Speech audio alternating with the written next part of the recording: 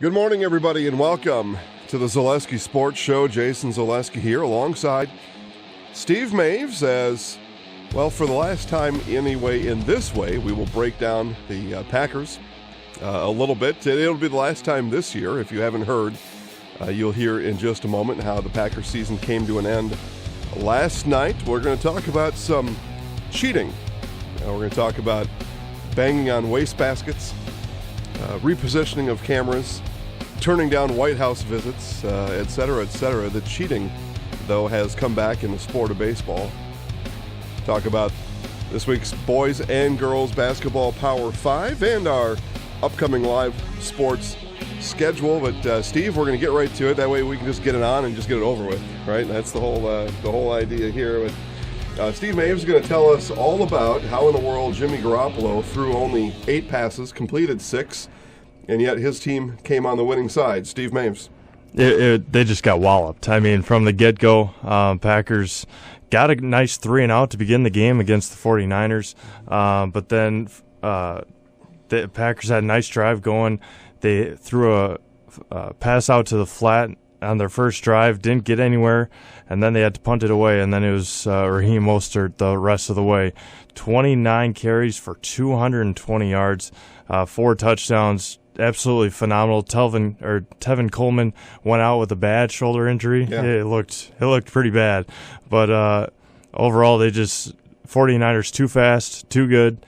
And Packers, maybe we'll get into it just a little bit, but the Packers came in a lot like the Pointers did on Saturday night in men's basketball, and they 27-0 after the first half. It was just a complete domination by the 49ers.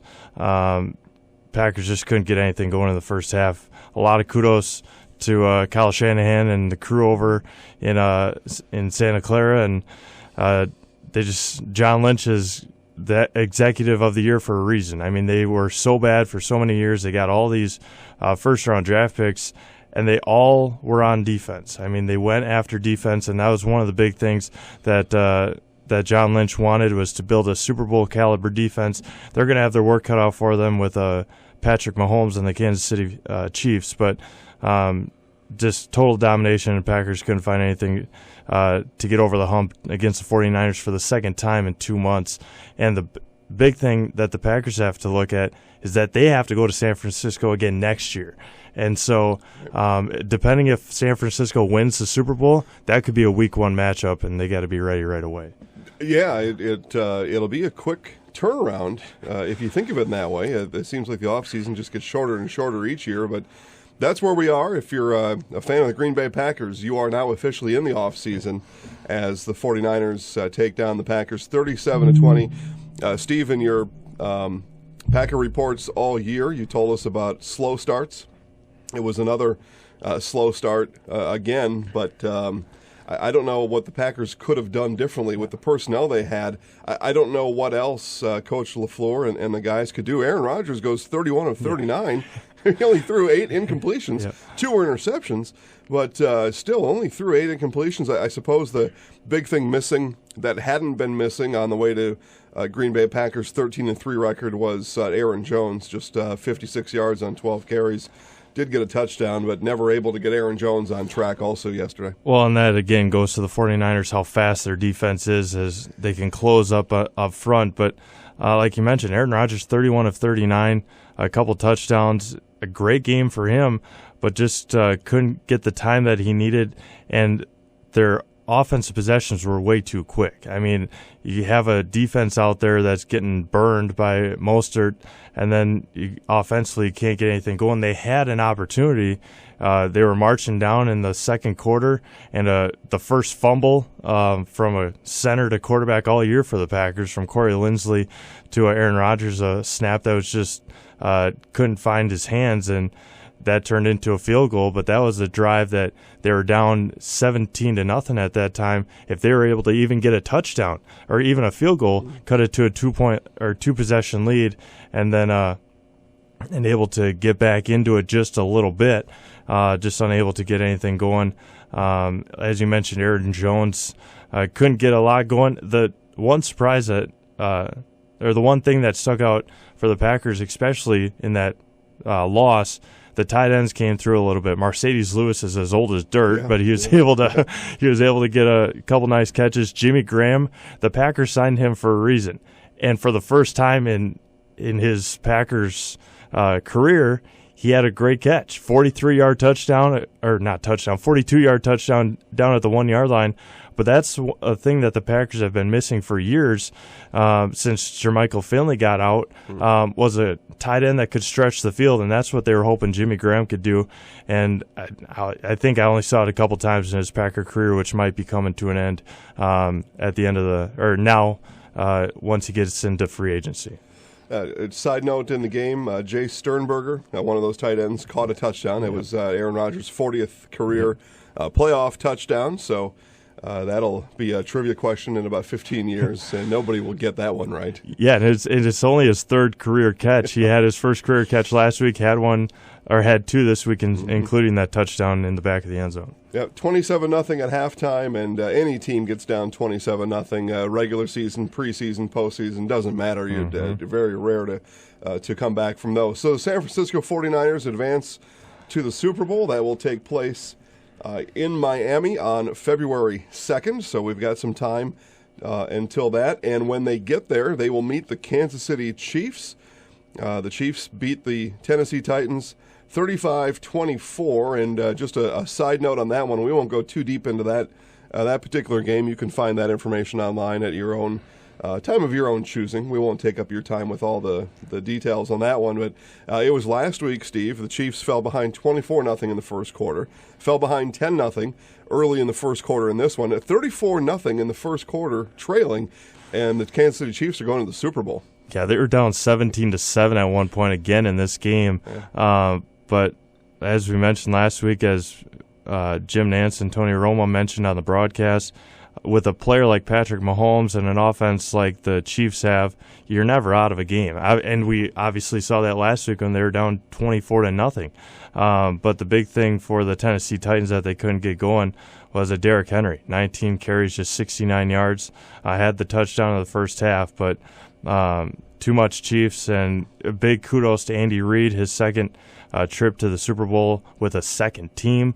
And hopefully he can get over that hump for the first time in his career to hoist that Lombardi Trophy in Miami. You said 17-7. My brother, Jamie, the Titans fan, was at the game. 17-7. I get a text. I didn't ask for one. I wasn't going to send him anything. I get a text. He says, pretty quiet around here. I responded back, stay vigilant.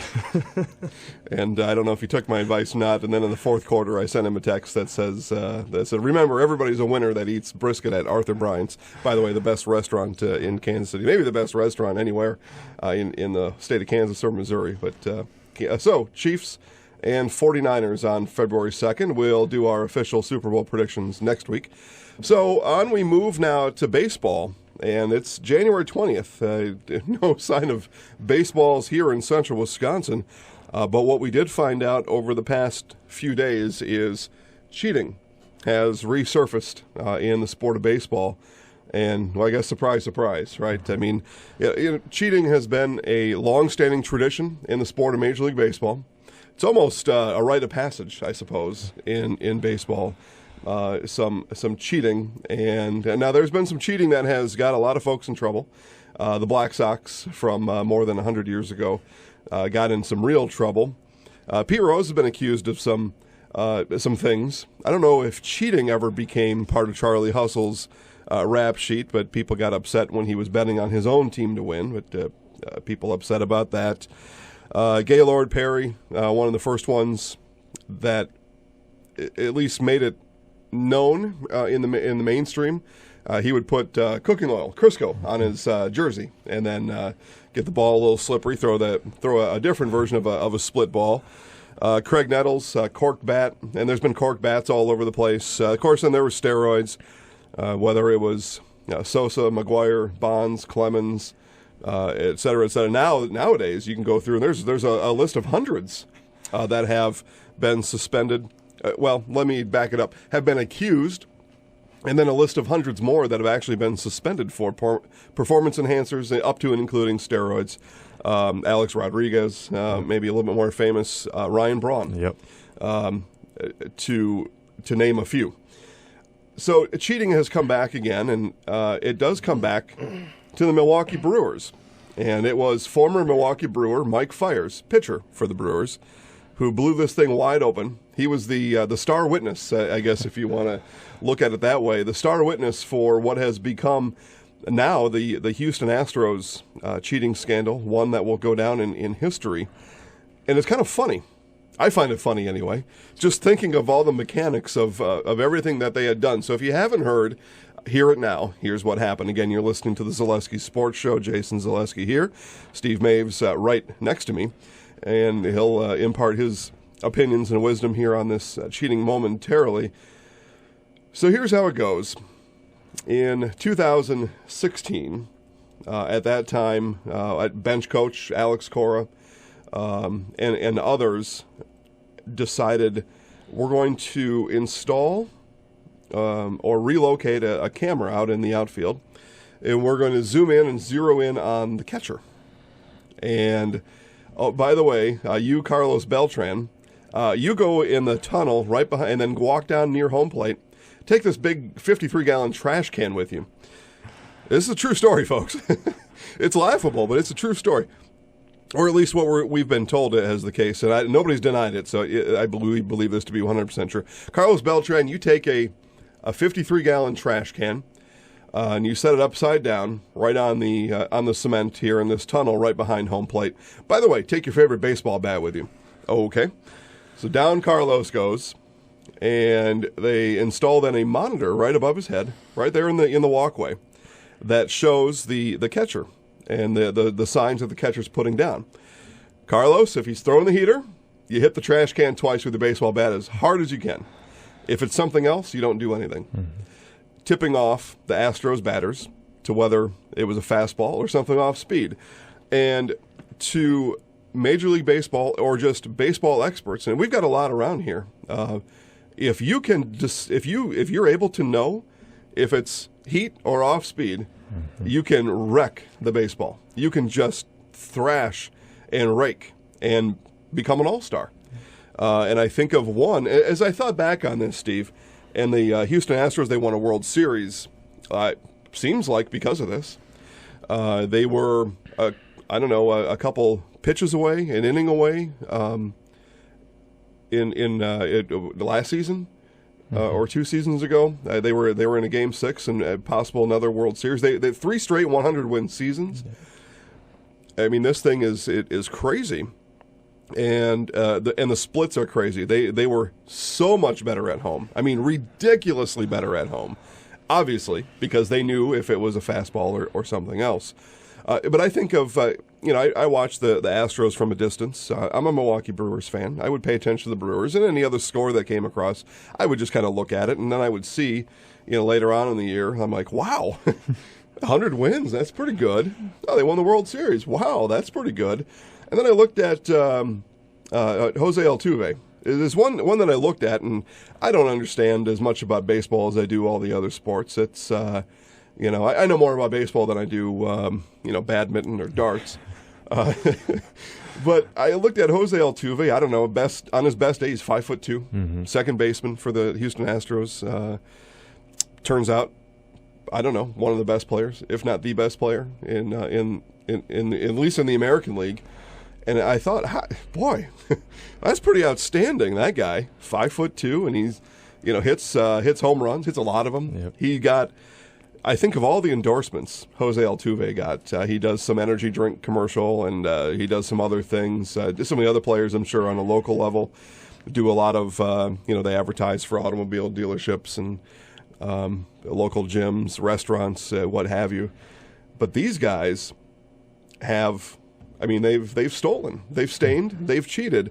Alex Cora went on to become he went from the bench coach from the Astros to the head coach, the manager of the Boston Red Sox. He wins a World Series his very first year. Guess what? Red Sox under investigation right now for the same exact thing. After winning the World Series, and after winning any sports championship, it's been American tradition for a long time that you're invited by the sitting president to come and hang out at the White House for an afternoon. Mm-hmm. Take some pictures, get a tour of the White House, get a meal with the president, all those kind of things. I think of the movie Forrest Gump. Forrest got to, as a member of the Alabama football team, got to go to the White House, drank too many Dr. Peppers. So you get to do all those things. Alex Cora denied the invitation, said, "I will not go and stand next to a cheater." Yeah. Wow. Yep. Just wow. All right, Steve, I don't know. I think I've said enough there, but that's what happened. Bang on the trash can twice for a fastball, nothing if it's nothing else. Well, and the way that some people are looking at it, and obviously the Astros, as you mentioned, beating the Dodgers in 2017, the Red Sox beating the Dodgers in 2018. So the Dodgers have kind of been in the loop of this cheating scandal as well. The Yankees losing to the Astros, and a lot of it. There was one pitch in particular, I believe it was Jose Altuve or Carlos Correa, hit a walk-off home run against Aroldis Chapman. Yes. And Chapman was in awe because he's like, how in the heck does somebody hit a pitch like this off of me? But going back to the monitors in the dugout and the shots that they have for the cameras, the MLB put the monitors in the dugouts for because now they have replay in the MLB. Yeah. And so they have same time cameras in the dugouts, and the Astros don't want to say took advantage, or they did take full advantage of that. And then they, as you mentioned, were banging on trash cans and letting their hitters know what was coming. And to do that, and with professional hitters. I mean, hitting a baseball is one of the toughest things ever to do. Yeah, apparently. And these Astros hitters took full advantage of that as well. But not a lot of Dodgers people, but were saying, let's get rid of that championship and give it to us. But you never know. I mean, the Dodgers probably would have had a better chance, but it has never happened in American professional sports where championship has been vacated. So we'll see what the MLB wants to do about that. Going back to Mike Fiers, Jessica Mendoza of the MLB Network, she works as a consultant, works for ESPN as a consultant for the New York Mets, who just fired Carlos Beltran as well as their manager. Took a shot at Mike Fiers, saying that he broke an unwritten rule in the MLB, saying that he told on his former team. But if you know something's going on and you want to go out and say this, it was a reporting, I think, by Yahoo Sports that had the interview with Mike Fiers, and he came out and said it. So got to give credit to Mike Fiers. Looking at the Astros and Dodgers schedule this year, they don't play each other, but I was listening to a different show, and the Astros in their first game play at the Angels. So might see a lot of Dodgers fans make the trip down to Anaheim to confront the Astros, but it's going to be a wild off season. And yeah, it's crazy to think that it continues. And a couple of years ago, the Red Sox used Apple Watches to relay or to cheat as well. So,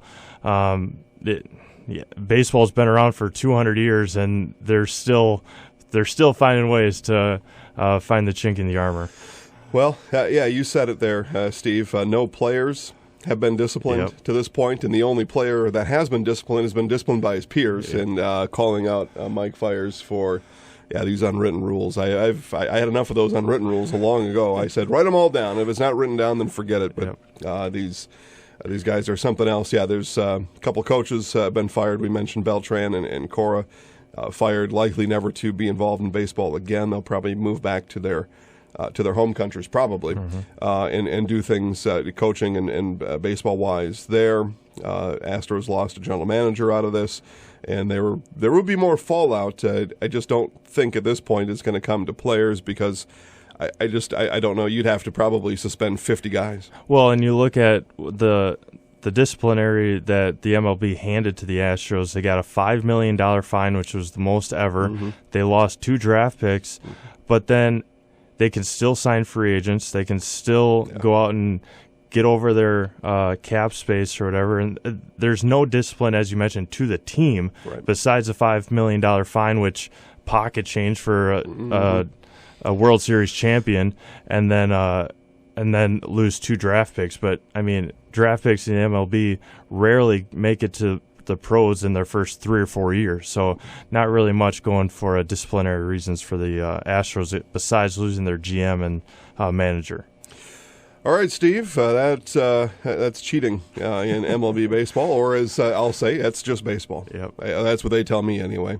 All right, moving on to high school sports. We will get you caught up on the week that will be. Before we do, it's the girls and boys basketball Power 5 just released last night at ZaleskiSports.com. Already, a lot of people have already read through this, many commenting, and that's good. Head on over to ZaleskiSports.com or find us on Facebook at Zaleski Sports. Let us know what you think about our girls and boys Power 5. Again, these are alphabetical listing of who we think are the top 5 girls and boys teams in the area to go and check out in person if you can't. Oftentimes found live at ZaleskiSports.com. The Loyal Greyhounds remain in the girls basketball Power 5. They are 9-2. They've only played 19 games though so far, or I'm sorry, only played 2 games through 19 days this year. But they've got some big games coming up, including tonight as they come back to Marshfield on a postponed game to take on the Columbus Catholic Dons. Watch live at ZaleskiSports.com or listen at 92.3 WOSQ. The Marshfield Tigers are in the Power 5 for the first time, and not controversy here, but why? They're 6-5. All right, doesn't sound like a very powerful team. They are 5-1 and a half game behind the Smash Panthers in first place. So they're in second place in the Wisconsin Valley Conference. So is the Valley not good? Maybe. Tigers do have 1 win out of conference, and that came against the 0-14 Oshkosh North Spartans. So you can draw your own opinion there. Marshfield will play Spash on Friday, and we'll see if they're able to overcome the Smash Panthers and keep themselves in the Power 5. That's a home contest on Friday. And again, you can watch that live at ZaleskiSports.com. Listen at 1450 AM WDLB. Neilsville's been in the Power 5 all year. Nothing's going to change there. Coach Geyer's got the girls rolling again. Newman Catholic has remained. I believe, Steve, they've been in the Power 5 all year as well. They did take their first conference loss on Thursday over at Marathon. They escaped Auburndale 2 weeks ago in an overtime game, I believe that was. And then Marathon beat them on Thursday in Marathon.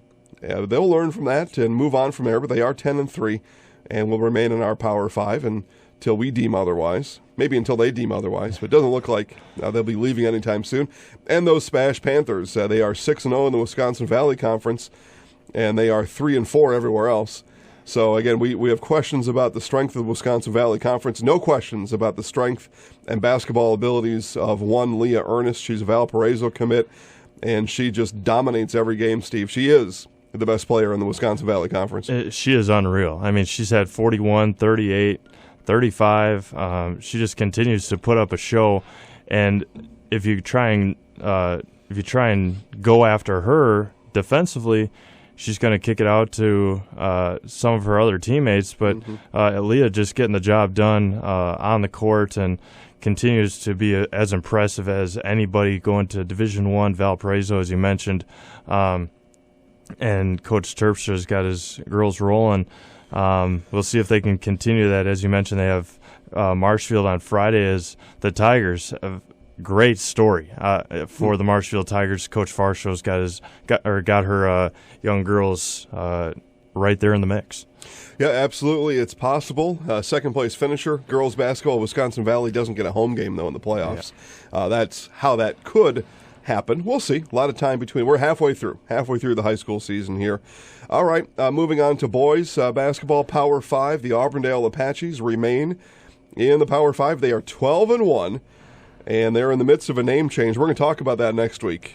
Tease for next week. We're going to talk about Auburndale leaving the Apaches and taking on something else. In the interim, we called them the Weinreit Rabs because that's what they are. Cooper Weinfurter, Hunter Wright, Fletcher Rab. They combine for almost 50 points a game, so go take in those Auburndale Apaches, see what they're all about. We'll talk about their schedule here in just a little bit. Marshall Tigers boys basketball also in the Power 5. They and the girls' counterparts come in at the same time. They are in first place in the Wisconsin Valley Conference, along with Spash. Both teams 4-1. Both teams play on Friday. That'll all get sorted out. One of those two will not be in the Power 5 next week. Hint, that'll be the loser of that game. Neillsville remains in the Power 5. They are 10-2. Marshall, by the way, 7-5 overall, if I didn't say that. Neillsville comes in at 10-2, and they score like crazy as well. We've talked about the Neillsville Warriors all year, and we'll talk about them a little bit in our live schedule coming up here in just moments. Spash Panthers, as I mentioned, in the Power 5. I don't know if they were in the first week, but they've been in ever since. And Nate Strevler starting to heat up down there in Stevens Point. The Panthers average almost 70 points a game. Strevler nearly 19 points per game. And again, they play Marshfield on Friday. Neither team plays all week long. They both get to rest up and get ready for that Friday showdown in Marshfield over at the Bozen Fieldhouse. And the Stratford Tigers, the third Tiger on this list of 10, second Tiger in the list of 5 on the boys' side. And there is no doubt the best Tigers on the list from start to finish. So Stratford is 11-0. They are undefeated. They beat the Weinreich Rabs 61-34 back on January 3rd, and I don't even think the game was that close, Steve. 1,000-point scorer Vaughn Bright, soon-to-be 1,000-point scorer Ben Barton. They team up together on a high-low offense that you've got to see. Yeah. And it's really something else. And they play tomorrow. We'll come back with the schedule in just a minute. Steve, thoughts on the Power 5? Yeah, I mean, Stratford Tigers, obviously the best team in the area, 11-0. They can score from the outside. They can score from the inside. And moving down to Division 4 is a really big boost for them come playoff time. So Stratford Tigers, obviously the team to beat, took care of the Auburndale Apaches when they played them. I think it was a 30-3 run at one point for the Stratford Tigers. And the Auburndale Apaches have a big game coming up. As you mentioned, we'll talk about that in just a minute. But the Neillsville Warriors score like mad, like you said, just 60, 70, 80 points at times. So Neillsville Warriors in the Clover Belt East, untouchable right now. Yep, they are untouchable and in first place, and we'll get a chance to see them tomorrow for today. All games live at ZaleskiSports.com. It's Assumption at Edgar. Girls basketball. Steve and Randy Paul will head up to Edgar later on this evening. Game can also be heard live on 1320 AM WFHR. All tip time 7:15. Loyal, I mentioned, is at Columbus tonight in a makeup game. Listen live at 92.3 WOSQ. On Tuesday, Gale Electric Trempealeau. It's a boys-girls doubleheader at Stratford. You can watch that game. Again, all these games live at ZaleskiSports.com. The boys' game starts at 5:45. Girls to follow. Columbus Catholic at Neillsville. Boys basketball. And that's on Tuesday. And seems like I'm missing somebody there, Steve, but I don't think I am. Thursday, Steve said, nope. Roll on, Jason. Thursday, it's Spencer at Columbus Catholic girls basketball. Also listen on 92.3 WOSQ. And then it's Auburndale at Rib Lake, and that's a big one there, Steve. Rib Lake is one of the best teams also in the area, say of the Northwoods. And the Weinreich Rabs are going to have their hands full on Thursday. That'll be live at ZaleskiSports.com. On Friday, it's Wausau West at Wisconsin Rapids Lincoln boys basketball. Also listen on 1320 AM WFHR. It's the girls-boys doubleheader, Spash at Marshfield. Talked about that before. Listen live at 1450 AM WDLB. And then we're going to change up our schedule just a bit. We're going to follow those Stratford Tigers, those 11-0, and at that point probably 12-0 Stratford Tigers up to Phillips. Phillips, a good basketball team up in the Merriwood North, and we'll follow them up there. So that is our live schedule. Steve, anything I missed? Yeah, I don't think so. Okay. Just a couple of highlight games besides the live, we have Eau Claire North at Wisconsin Rapids, which is a huge game. Eau Claire North, a fantastic hockey team. And then UWSP women's basketball trying to get back on the winning side of things after falling last week to Platteville and as well as Eau Claire. So they host Oshkosh on Wednesday. That should be a big game. If you want to, as we mention every single week, if you want to go out and watch some college athletics on Wednesday, Friday, Saturdays, The UWSP men have two games for hockey this weekend on Friday and Saturday against River Falls, which will be a battle in the WIAC for men's hockey. See if the Pointers can continue their winning streak. They have a big game at Eau Claire on Wednesday. They've already knocked off the Blue Golds twice this year when they were the number 1 ranked team in the country. All UWSP highlights on Facebook at Zaleski Sports Wisconsin. Highlights all over the place on the Zaleski Sports Facebook network. Live sports at ZaleskiSports.com. Check the daily live schedule right there. Click Live Sports. Guys, that'll do it for today. For Steve Maves, Jason Zaleski here saying, have a great week, everybody, and go Sports.